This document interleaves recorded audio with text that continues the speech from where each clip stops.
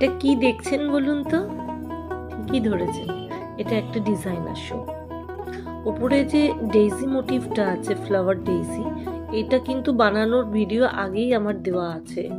এই daisy flower বানানোর ভিডিওটা একবার দেখে নেবেন, তারপর এই ভিডিওটা দেখুন। কত সহজে আপনি এত সুন্দর একটা সাবান ঘরেই বানিয়ে ফেলতে পারবেন। এটা আমার একটা অর্ডারের সাবান, অনেকগুলো সাবান অর্ডার আছে, আমি একটা আপনাদের সামনে বানিয়ে দেখাচ্ছি যাতে আপনারাও বাড়িতে খুব সহজে এরকম সুন্দর সুন্দর ডিজাইনার শুট বানাতে পারেন। আমি প্রথমে একটুখানি গোট মিল্ক আর গ্লিসারিন বেসকে পরিমাণ মতো নিয়ে ডবল বয়লারে মেল্ট করে নিয়েছি।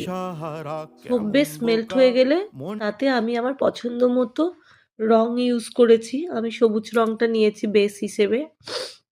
তার সাথে একটা সুগন্ধ মিশিয়ে দিচ্ছি, এটা ডাভের সুগন্ধ। তারপরে খুব ভালো করে সুগন্ধটা মিশিয়ে এটাকে ঢেলে দিলাম এই ডাইসে।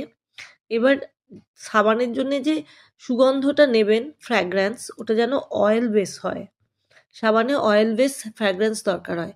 আর সাবান বানাবার সময় সবসময়ই বলি একটা আইসোপ্রোপাইল অ্যালকোহল রেখে দেবেন, আর একটু অপেক্ষা করবেন এই যে বেসটা ঢাললাম সেটা ওপরটা যেন একটু শুকিয়ে যায়, তারপর এই ফ্লাওয়ারটা অ্যাড করবেন। নইলে ফ্লাওয়ারটা যদি কাঁচা থাকে, সবুজ বেসটা কাঁচা থাকলে আপনি যেই ফ্লাওয়ার দেবেন ওটা সঙ্গে সঙ্গে ভেতরে ঢুকে যাবে। আর আমার যেহেতু এটা অর্ডারের, আমাকে তার বাজেট অনুযায়ী সাবানের পরিমাণটা করতে হয়েছে। আমি আমার পছন্দ মতো ইচ্ছে মতো তো ওয়েটই করতে পারবো না। আমাকে যেমন বলে দেওয়া হয় যে তুমি এই টাকার মধ্যে আমাকে একটা সাবান বানিয়ে দেবে, তো তার উপর ডিপেন্ড করে, সেই কাস্টমারের বাজেটের ওপর ডিপেন্ড করে সাবানটা বড় হবে না ছোট হবে, ভারী কতটা হবে, মানে ওয়েটটা তার কত হবে। এইটা মোটামুটি আমাকে 60 থেকে 70 গ্রামের মধ্যেই রাখতে হয়েছে এই সাবানটা। সেই জন্যেই বড্ড পাতলা লাগছে, কিন্তু আমার তো কিছু করার নেই।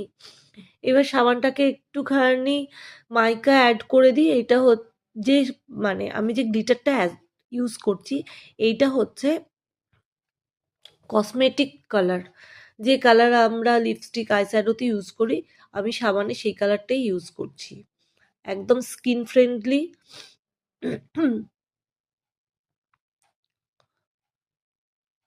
দেখুন আস্তে আস্তে সাবানটা কত সুন্দর দেখতে হয়ে গেল।